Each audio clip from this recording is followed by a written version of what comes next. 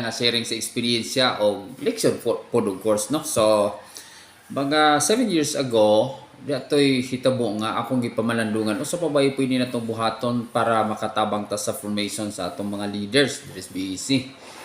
Kay sa kaluoy sa Ginoo kining parokya ha, daghan naman mga formations o mga seminars nga atong napahigayon bisan pa gani sa wala pa ko mo asumere si PEC coordinator. So ang nahitabo niya do, nakahuna-huna ako og himo og written exam or written test. Tawgon to na kog diagnostic test. Mao kini ang gamito nato para ma-determine na nato kung sa pay kuwang asa may angay i-improve. So naghimo ko questionnaire. Unya pag human niya to akong gi-administer ang test pero wala ko tagsa-tagsa akong gidungan. So ang aligri kayo kay diha sa among pag-administer sa test, ang nahitabo niadto nagkaguliyang. Kay daghan man nga dili ka mao sa mga pagtubag sa question sulod sa maong questionnaire, no? Unya, the following month diha na po ay tigom sad ang BEC level sa Commission on Education sa BEC. So mao hapon akong gisuwayan paggamit ng maong questionnaire, nagkagubot hapon, wa gyapon magka-tuhayay kay mas daghan ang wa kahibaw pag-answer niya itong maong test question. The following year, ang mga lay minister o mas nailhan magilag extraordinary ministers of the Holy Communion, pero mas nailhan sila sa gitawag ng minister sa atong lingwahe diri Cebuano, no? So sawa pa moabot ang ilang commissioning o renewal seminar, gigamit po sa leader sa mga lay minister niya ang maong questionnaire, pero gihapon gubuta daghang kani toy nag-uol kay nagtuo nga og dili makapasar niadto, dili na sila i-appeal sa pagka lay minister. So man ay sitwasyon diri sa parokya, pero ako na lang siguro unsa may mga questions ka so niya tong maong questionnaire, no? Kay atong tan-aw kung unsa dito kalisod.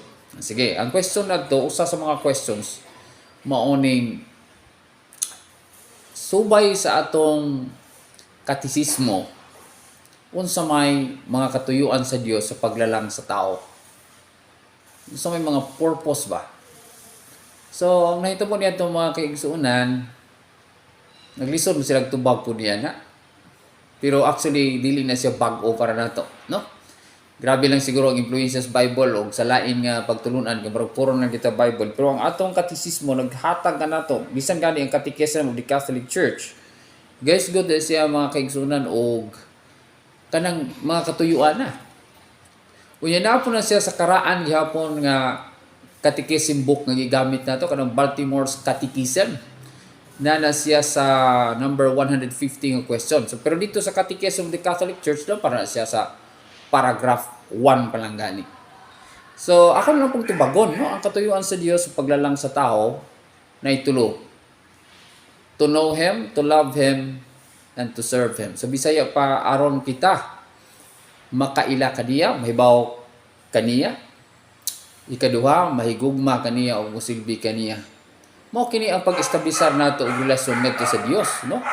Ang sugod niya na makailaw sa sa atong higugma. So munay importante kayo kay dili ta ka higugma sa tao kung wa nato ni mailhi. Kung ato lang pasugay pananglit sa atong human experience ba, di ba? Kasagaran na pero bita magkarelasyon mag-ila-ila man sa ta. Una mag-uyab. Diya sa panag-uyab di lang gani kutob. Panag-uyab, no, napay mga long time engagement aron mailhan gyud kunog kinsa ang atong gika relasyon. Ano pa bisan pa ganig makaminyo na ta nagpabiling gyapon kinahanglan mailhan nato siya, dili lang sa iyangan kun dili sa iya sad nga mga gusto sa kinabuhi. No, that's the secret ngano nga kinahanglan mailhan usa nato ang atong higugma. Nya kini pong paghigugma do na pa sa relasyon sa pag-alagad nato. Okay, di ko ta makaalaga og eksakto kung wa po na nato higugma. No, lisod sa mga katong gingon, it's hard for us to serve a person we do not love. Pero again, balik po ta, it's hard to love somebody we do not know.